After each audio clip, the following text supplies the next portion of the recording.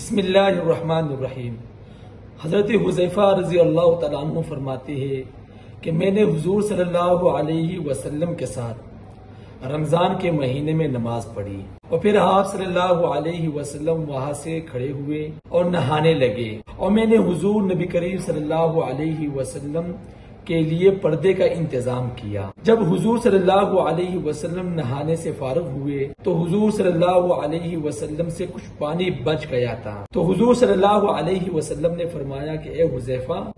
اگر تم چاہو تو اسی پانی سے غسل کر لو، اور اگر چاہو تو اس کے ساتھ اور پانی ملا کر اس میں سے غسل کر لو۔ تو حضرت حذیفہ رضی اللہ تعالیٰ عنہ نے فرمایا کہ اے اللہ کے رسول، یہ پانی مجھے باقی سب پانیوں سے زیادہ محبوب ہے۔ پھر حضرت حذیفہ رضی اللہ تعالیٰ عنہ فرماتے ہیں کہ میں نہانے لگا تو حضور صلی اللہ علیہ وسلم نے میرے لیے پردے کا